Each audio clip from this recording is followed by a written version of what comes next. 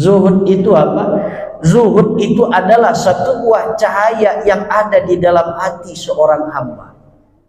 Kita tidak tahu orang ini zuhud atau tidak, karena zuhud itu letaknya adalah di dalam hati. Zuhud itu adalah letaknya di dalam hati. Nanti dibahas di depan. Zuhud itu bukan bisa kita lihat dengan zahir, tidak. Yang dinamakan dengan zuhud itu bukan berarti kita melihat orang bajunya cumpang-camping, tidak juga.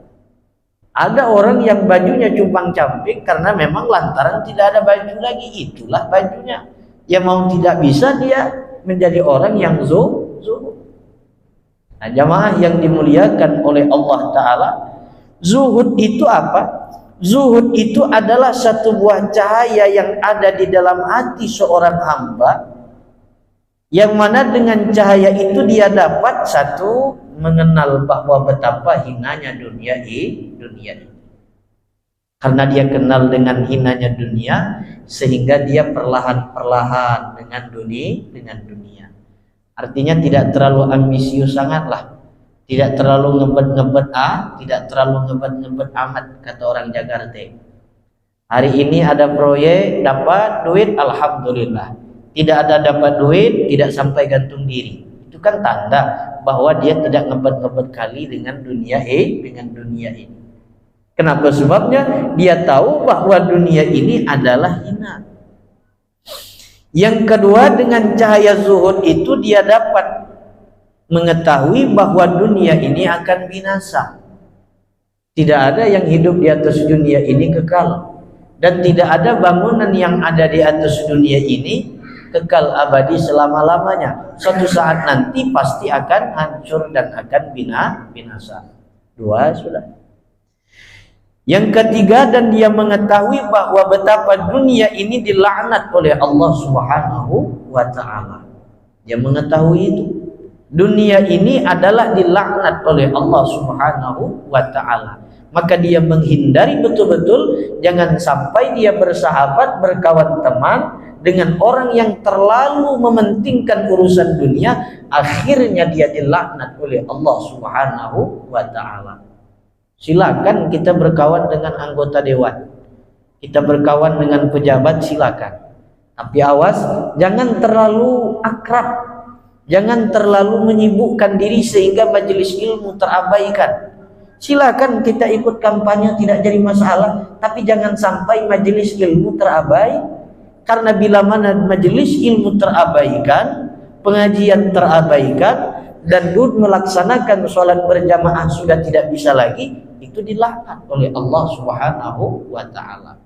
Yang ketiga, orang yang ada zuhud itu bahwa dia mengetahui betul dunia ini dilaknat oleh Allah, maka dia mengambil hanya sekedarnya aja.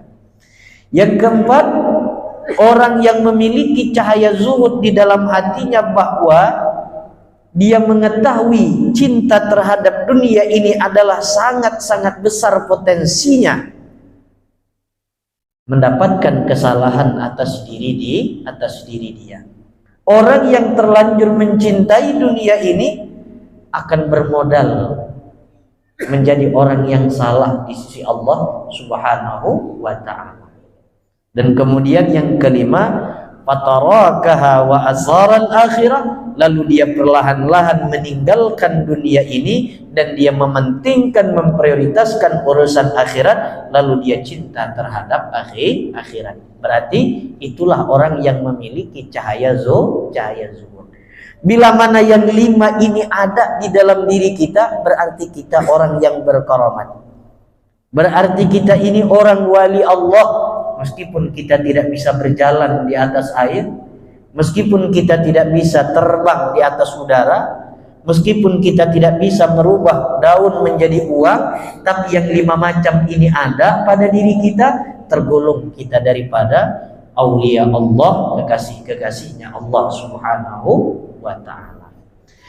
Jamaah yang dimuliakan oleh Allah Subhanahu wa Ta'ala, qala Nabi sallallahu alaihi wasallam, baginda Nabi sallallahu alaihi wasallam bersabda, idza aradallahu bi'abdin khairan zahadahu fid dunya wa raghibahu fil akhirah wa basarahu uyubahu fin nafsi.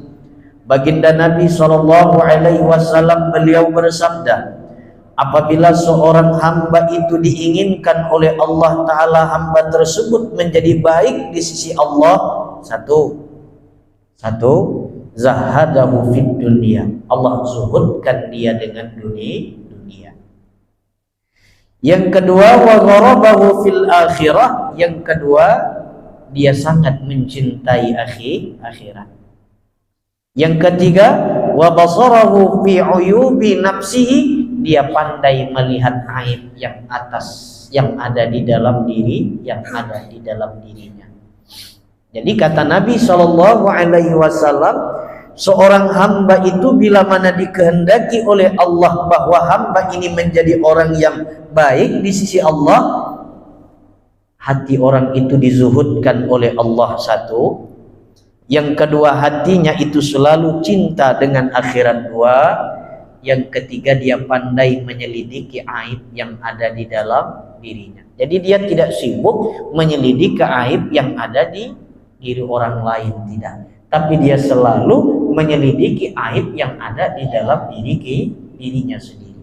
Kira-kira berapa persen sehari kita ini mengoreksi aib diri kita, dan berapa persen kita ini mengoreksi aib orang lain?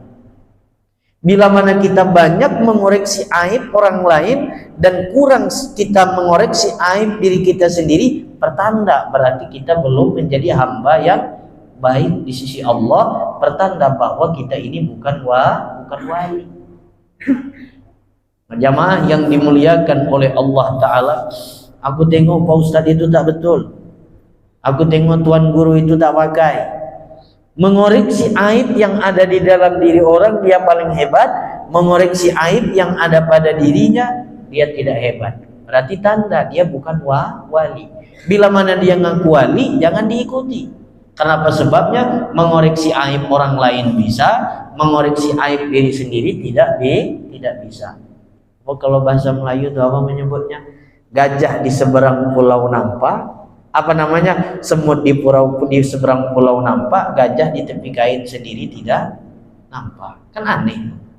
Jamaah yang dimuliakan oleh Allah Subhanahu wa Ta'ala, nah bila mana yang tiga ini juga ada pada diri kita, sebagaimana yang dikatakan oleh Nabi SAW, zuhud ada di dalam dirinya, kemudian cinta terhadap akhirat juga ada, pandai melihat aib diri sendiri, wali berarti.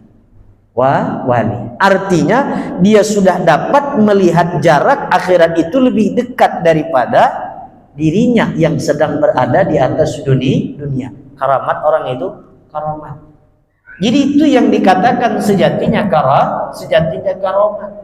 Kalau hanya ada orang pandai makan kaca, pandai makan paku, itu belum tentu karamat. Karena di dalam dunia persilatan ilmu kanuragan juga itu dipelajari. Karamat itu belum tentu.